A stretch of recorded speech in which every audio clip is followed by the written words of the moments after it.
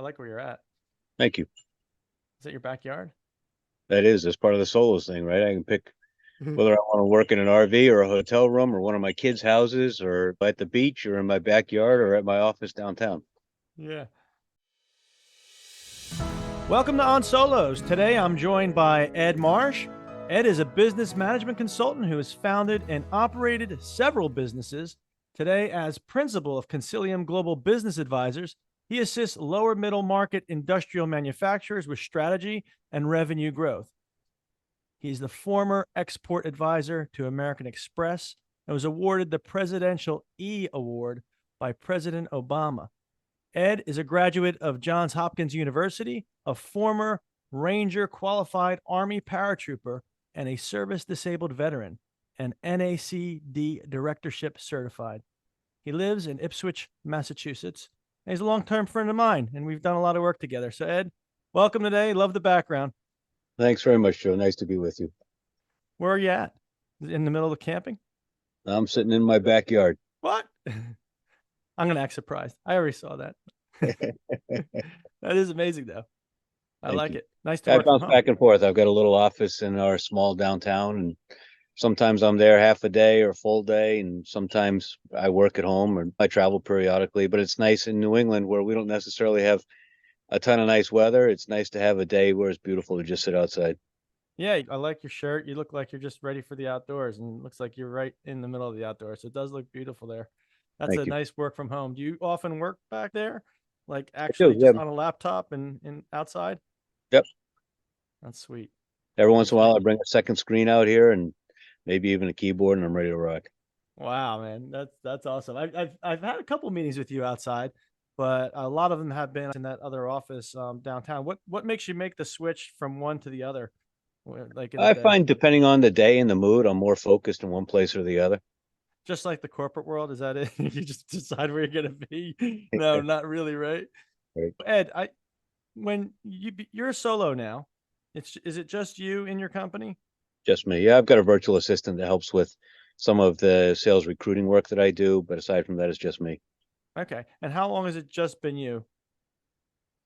Oh gosh, probably since about probably 8 or 9 years now. Okay. And before that, were you with a larger company, or did you have a larger company?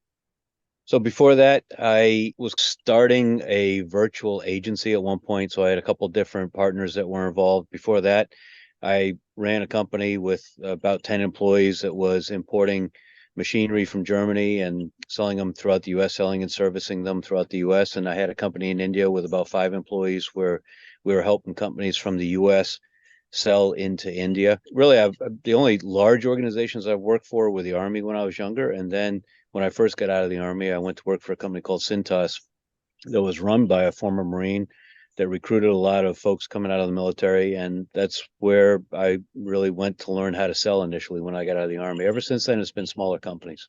Okay, Cintas is like the world's largest like uniform company and Right. more.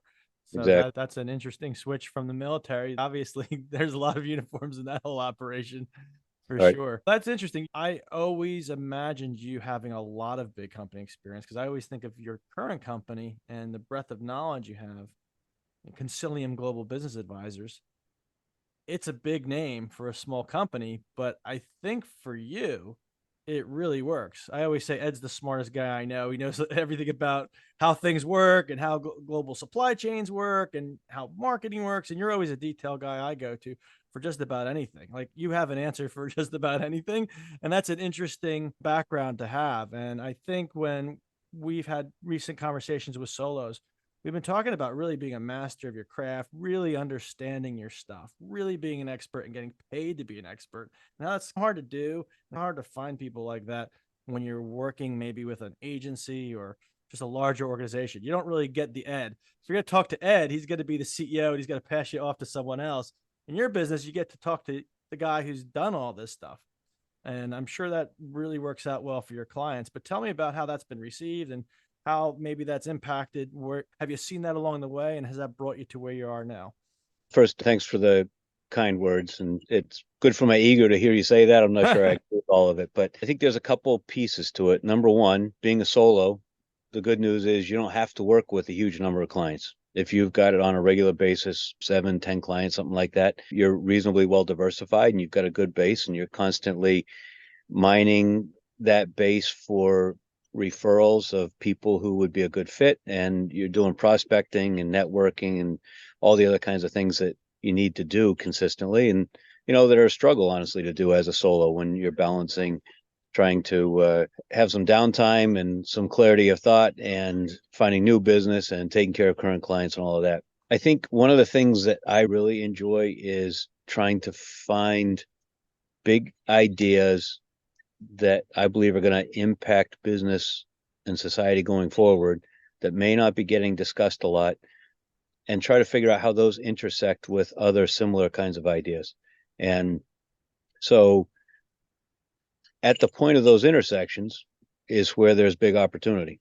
And the reality for me is there aren't necessarily a lot of companies that want to think really creatively about that kind of stuff. They're very conservative. They've done things the same way. In my world, I work with a lot of companies that are 50 or 100 years old that are owned by first or second generation boomer owners. They build machines because a grandfather in the family had a particularly unique idea about how to do something and started a company doing it. And they worked hard and they were honest and they built a great company out of it. And now they're at a point where there's another generation taking over. And the question is, how do they continue to run it?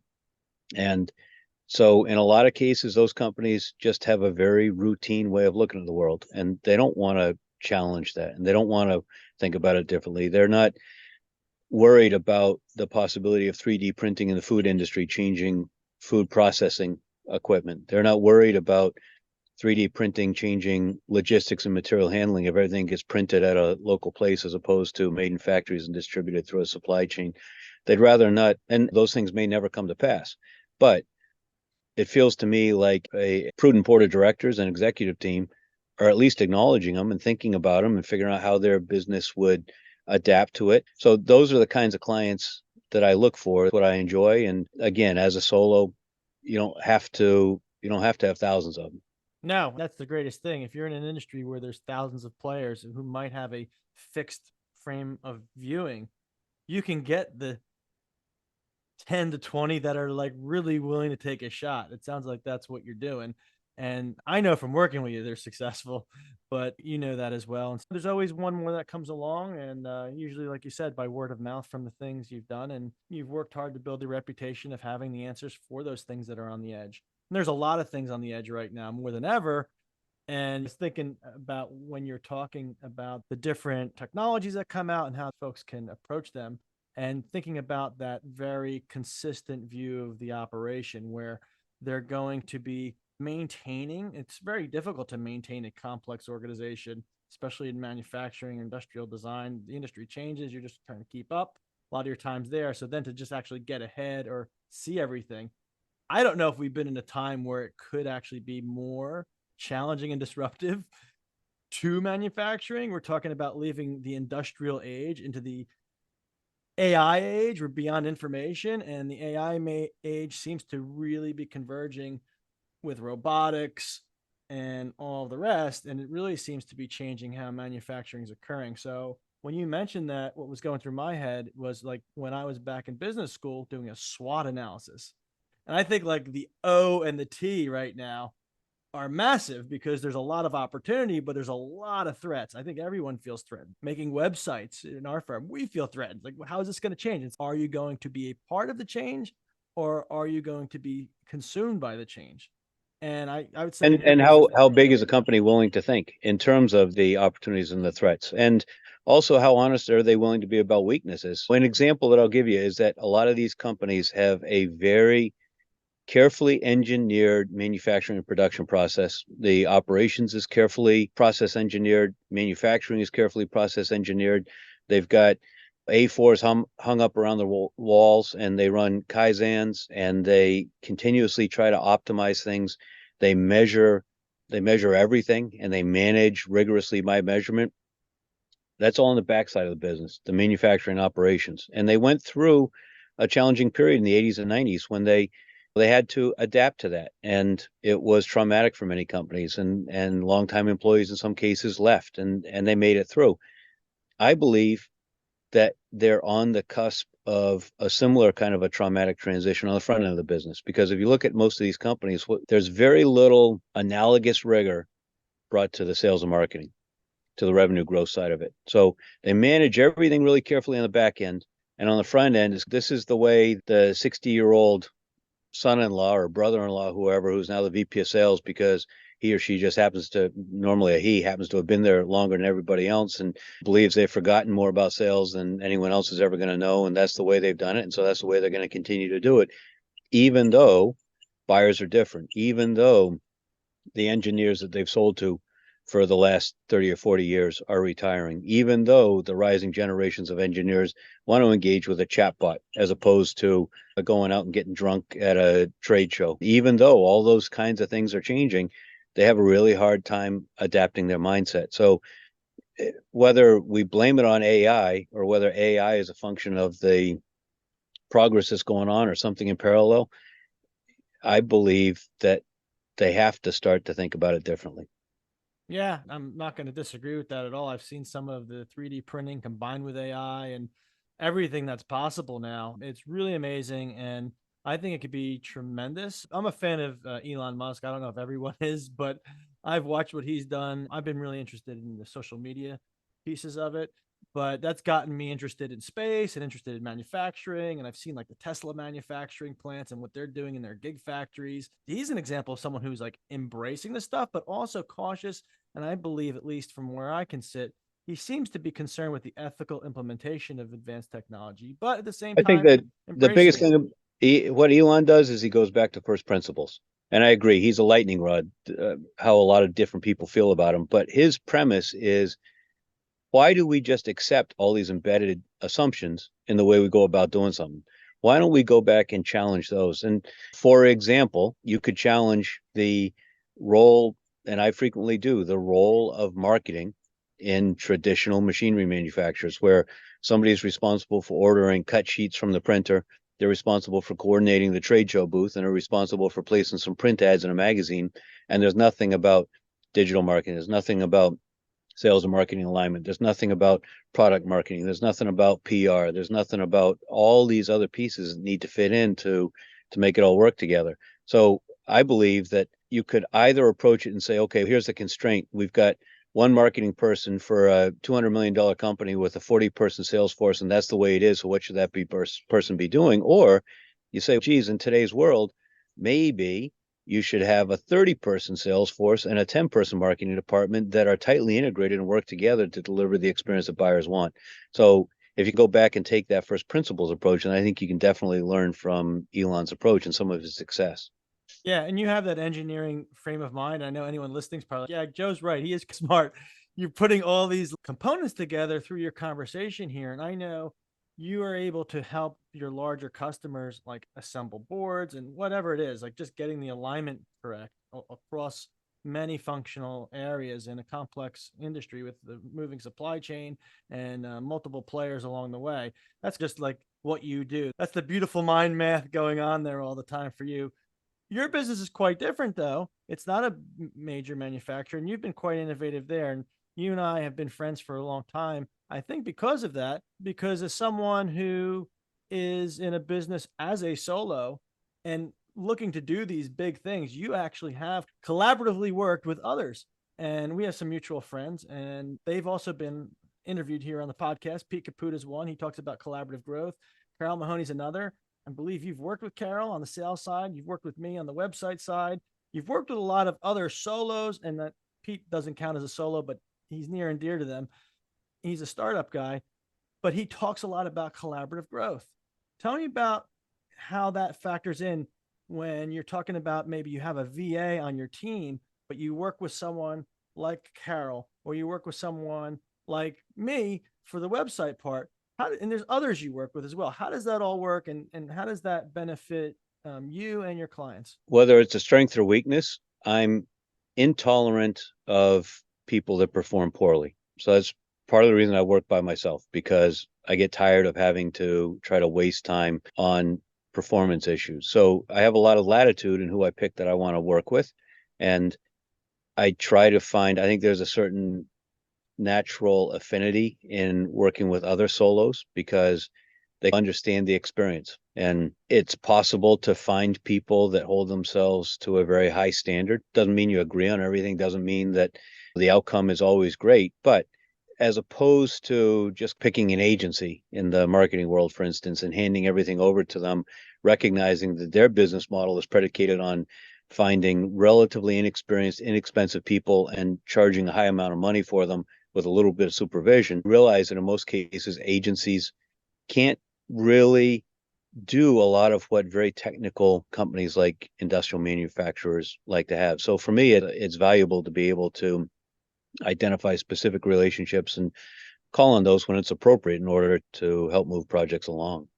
Yeah, your projects have always been fun, by the way, too, with the innovation. It's you'll come to me with an idea and it's, oh, let's make a like a Michael Dell shopping cart for industrial manufacturing pieces. And it's this is cool. It's fun to work on. It's a challenge. And I have fun even seeing your clients years post project post these things and them get excited about what you've been able to envision. And we were lucky enough to help build in that whole process. So your projects are always a lot of fun. And I think as a solo who loves to do what If I you can do, call a website project fun, then I guess that's a good thing. yeah, try to make it fun every time, but helps to work with someone who is no nonsense like yourself and is going to work with me as well to find out exactly what the client wants. And what will work for them too. Not just what Because they want, but what will work for them. That needs to be challenged because sometimes they want stuff they need that expert like you to understand their world and then understand mine. And you are really effective at doing that in a very short period of time. And that's why it's fun to work on these projects. thanks. Yep. And it's true. It's not just like some gushy stuff. It is actually fun to work with other solos in these environments because I think the people are really prideful of their work, not in a bad way, but like they put that attention to detail. They want to see outcomes. That's why we're in this. Maybe that's why it's sometimes hard to work for other people, among other reasons. But we tend to have a way of doing things that's not just driven, it's driven on right outcome as well, right? I'm sure ego Well, gets and into the there too, reality but as a solo is you eat what you kill. And so if you're mediocre, in a world full of all these people that prance around calling themselves gurus and experts and all kinds of other stuff that just vomit up the same pablum as so many others, I think if you have a really strong, carefully considered, and effective perspective, there's a great opportunity. yep. And you've introduced me some interesting reading over the years as well. And I just take those books every time. One of the authors is David Baker. The other author, his I name's got to escaping me give right now. credit to Pete Caputa for that one. He's the one that turned me on to David C. Baker. Yeah, Pete Caputa gets a lot of credit on this podcast. His name comes up a lot, and I have to give a lot of credit to Pete as well for introducing me to a lot of great resources, including you, by the way. You also introduced me to another author who wrote the book The War of Art, and a lot of these themes are about putting that pride into work and being a creator, making things versus just scaling to scale rather than just it all being about money. It's about the actual art of creation, and that can be incorporated into our work that might just typically otherwise seem businessy. But that means also that there's a lot of emotion embedded in it. There's a lot of days that are crappy and a lot of doubt along the way. If you're talking about something completely new in a completely different kind of a way, is it right? Will it resonate? How do you present it? Who's it going to be effective for? You can believe very strongly in what you're doing, but you have to make it effective in the market. And so there's a lot of uncertainty when you come up with your own IP about how exactly it's going to play. Yeah, I think a lot of solos are able to take that risk on and do want to make a difference in the world. The best solos I know do want to make a difference. They're often very active volunteering, they're very active in a lot of other things that are oriented towards others. So that's probably a good segue to get into your background in the military and maybe how that's impacted your mindset as a solo. So obviously being a solo is the antithesis to being in the military, but a lot of times people misunderstand the military. They think, and I'll say the military during the time that I served in the late 80s and early 90s, there's a lot of opportunity to challenge some of the assumptions. If right way, right time, right place.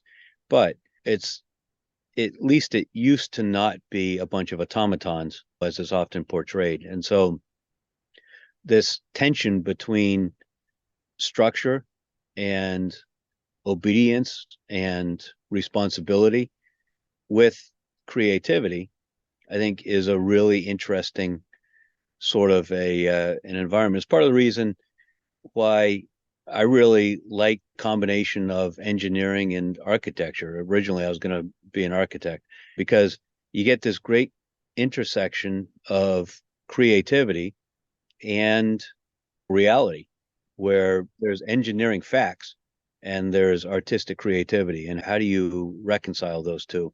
So I think the time in the military certainly contributes to my impatience with incompetence. It contributes to my belief that people need to be accountable. When I look at how most sales organizations are run these days, it stands my hair on end, and I see very capable managers who generally hold themselves accountable and who, for some reason, refuse to hold their sales organizations accountable. And so I think there's a lot of formative. The military was an important formative experience for me for sure. Yeah, I think there is that tension and that balance. I think that's lacking in the modern workforce, especially in tech. It's actually good to hear that different take because I do find the corporate world is failing for a lot of reasons because there is an over accommodation to recruit and just tell people what they want to hear. And I often find newcomers to the marketplace in the corporate world are often getting dissatisfied because they then realize they were just told this nice song and dance. And when they get there, they're flailing and failing and not really living to their potential. So even though it sounds nice a lot of the times, probably, in my opinion, from what I see, people could use a little bit more structure or a little bit more pressure or a little bit more expectations rather Well, than I job think hopping. what people fail to recognize is that accountability feels harsh, but we're not talking about accountability to profits. We're not talking about accountability to owners. We're talking about accountability to your fellow employees who show up for Yes. work every day and whose families depend on the company remaining successful and vibrant. And if you're not pulling your weight, if you're not picking up the phone and making your phone calls, if you're not doing your pre-call planning, if you're not researching who the other buyers are on the buying team on a project you're working on, if you're not looking at the intent data embedded in the marketing automation timeline before you make a phone call, because you're lazy or you think you're such a hotshot or because you don't have enough time or because you're one of these whack jobs working three jobs at the same time collecting three salaries because you Right. That working happens. remotely and dodging it, then that's not, you deserve to experience some discomfort because you're letting down the kids that are expecting Christmas presents and a vacation from your colleague who wants to have a job and be able to make decent money. So I think it gets twisted around where it's somehow we're not being fair to these people that don't want to be held accountable. And I say no, we're not being fair to those who depend on the accountability. I'll share with you, I don't know if you listen to Reed Shane Parrish or listen to the Knowledge Project. He recently had an episode with Frank Slootman, who's the CEO of Snowflake. And Slootman, I thought, really nailed it in a great way. He said, we can be very patient with performance, but we're impatient with behavior because behavior is a choice. And so if somebody isn't as effective in their prospecting as they could be, then it's on the sales manager to be coaching them and rehearsing and role playing and doing all that kind of stuff. If they're not doing the prospecting work, they've made a choice. They don't care to do the work. They're not prepared to be part of the team.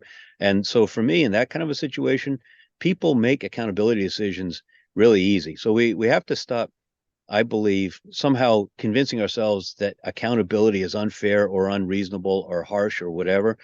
It's really a function of simply acting on the choices and decisions that people make themselves and make clear about how they feel about things. Yeah, I think one of the best ways to get that through is to actually have people get outside themselves and do some serving of others and some outside service. And I think that is the beautiful thing about the solo community is when you're part of the solo community, you can actually just help another solo and advise them. And that actually feels good. It gets you outside of yourself. Those opportunities might not always be there in the corporate world. Let's face it, corporate world has not been structured for people to actually go out of their way for others. Typically, a lot of people who've gotten ahead traditionally, at least in recent times, have been really in it for themselves a lot. And I think that's starting to come to roost. But we don't have to focus too much on that. There's a great startup community as well. You don't always have to be solo. You don't always have to be corporate. You don't always have to be startup. I think it's finding what's right for you in a different phase of life. And completely unrelated, but you talk about different opportunities. There's a huge opportunity right now for people that want to own and run a business with the number of boomer businesses that are reaching a decision point where they have to do something. They either have to shut it down, they have to try to get a family member involved who often aren't interested. They have to try to sell out to some other organization as strategic sale, or maybe they can find somebody who they work side by side with, feel an affinity for, and agree to sell the business to, perhaps even an owner finance sale. So I think people discount the opportunity that exists right now with the transition in boomer owned businesses to actually buy businesses that are ongoing enterprises and then approach, evolve the business into the one that they envision. I've been hearing a lot about that lately, and I think it's a good thing. And I think it's a good message out there right now because one of the things that the larger business world has benefited from has been mergers and acquisitions.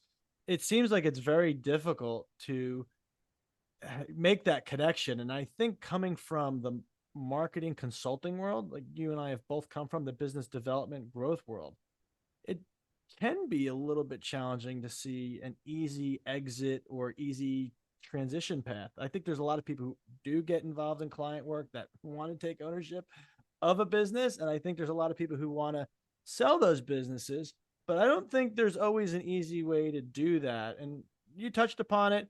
Hopefully, we see some easier ways of doing that. And we see the economy move towards that because you're right. There has been an explosion of entrepreneurship with the boomers. And there's a lot of people looking to do what's next. And really starting your own thing could be difficult sometimes. It's nice That to could kind of be. It is. It's come into brutally something else. difficult. Yeah, of course. It's really difficult. Exactly. So the choice might not always be just go solo and have a lifestyle business. The choice might be to come into an integrated business that wants some fresh view, but is also there for someone who does want to take ownership and maybe put their own spin on it. Right. That's a great point. I didn't even think about that. I've not been thinking about that enough, but I'm going to be thinking about it now. That's a really interesting one. Anyone in that area that you follow, or just been something you've been picking up? I'd say the only one that I follow is a guy from the veteran community named John Panaccione, who's spoken for a long time about entrepreneurship and the opportunities for veterans coming out of the military to use a lot of the soft skills that they've learned in business. And he's a big advocate for looking for those opportunities to find, if you're thinking about how do you fit into the corporate world, what kind of a job do you want, those kinds of things, and then the opportunity is very strong in many cases to find that kind of a business for sale. Okay. So where do you see the future of solopreneurship going? Like when you got into it, was your goal to sell the business, or was it just I'm going to create a lifestyle business, or was there another motivating factor in it? I think my goals were to help companies and to generate income and wealth. And I didn't set out, and this is perhaps a lack of vision on my part, but I didn't set out with a specific goal of trying to build a business that could be sold or not. I set out to design the business that I wanted to work in. That's awesome. I think that's what a lot of us as solos do. We might not even be looking at the roadmap, but I think considering where it might go can impact your balance of time Of in course, that business. sure. And when you talk about balancing time, a lot of solos I've talked to have had that challenge of balancing their sales time out. Have you been balancing that well? And if you have, are there any resources you've gone to improve that? So it's a constant struggle, and I don't know that anybody really balances it well. I certainly am not happy with what I've done over the years. I'm always working on trying to improve that. I'll tell you one thing I saw recently was a post by Max Trailer, who talked about his time allocation. And I was intrigued by that in a number of different ways, including just at a very simple tactical level, what tool he found that's simple to help him do that. And he suggested Toggle. And so I've begun to experiment with that a little bit just to have a little bit more concrete retrospective in how my time is allocated. So that's a good thing. Toggle, is that AI enabled or is that a new thing, old thing? What's the story of that one? Everything now claims to have some sort of AI That's in it. right. So Is it that wouldn't be safe to say they're not. It's really as simple as something that plugs into your browser and you click a button and say, okay, I'm working on this now, and now I'm done working on this. yeah, okay. So yeah, simple enough. So Ed, as I have this conversation with you, it's clear you've had a lot of years of experience doing the solo thing. You've had so many different types of clients and a lot of just areas of focus. The one thing I would just probably ask, is there any advice you could provide for a solo who's just getting started or solo who's just been at it for a while? Some of the learnings you've had over the years that would be able to provide some help to a solo looking for that advice. I think the biggest thing that I would say is that it's lonely. It's no different than being a CEO of a big company where you don't really have peers that you can talk to and vent to. Of course, you're the CEO and the sole employee, so you don't have people you can talk to or vent to. I know that's part of your goal in this, and one of the threads that's gone through conversations that we've had for several years about trying to foster connections between solos. So I would say definitely try to figure out where you can find those kinds of connections with people who will not just be a friend from your kids standing on the sideline of a little league field or church or whatever the case may be. You need people that have a more kind of visceral understanding of the experience that you're going through. And so I'd recommend trying to find a couple people like that, that when you need to, you can pick up the phone and call and say, geez, you wouldn't believe what happened. Let me tell you about this and see what you think. Yeah, and I think it crosses lines from the business situations you might have that you might not believe, but also I've heard from other solos, it actually is in terms of family. I've heard, gee, my parents told me not to do this when I got into it, or my wife doesn't understand why I need to like do what I'm doing this weekend. And there's a lot of that frustration. I think it is healthy for family relationships and just your mental well-being to be able to sit down with another solo who understands and is having the same thing. So you just don't feel alone on that, especially rather than go on to your family. "Oh, you don't understand me." Like, it's okay. Have that understanding be met with a group of solos rather than getting into it in other places. And it makes you a stronger person, makes you look forward to your day, makes you happier, and you get to enjoy the outdoors and not have the other baggage of the other stuff that can go wrong in the day of a solo. Yeah, happy to bring that community together here to do that. That's what it's about. This connection here, even doing the podcast for me, is just fulfilling. I actually look forward to doing these podcasts now. It's something I really love to do. And I'm looking forward to watching what you grow with the community, Joe. yeah, I appreciate it, Ed. Ed, any last words? Anything else to add? No, I think we've covered a lot of it, and I'm sure that your other conversations are touching on other important points. And being solo is different than other environments. A lot of ways is better, and a lot of ways is harder. And it's just a decision that you make, and then figure out how to make it work. Yeah. All right, Ed. Thanks for coming on today. And My you've pleasure. always Nice been to a chat. good friend, and you'll remain that way. Thanks.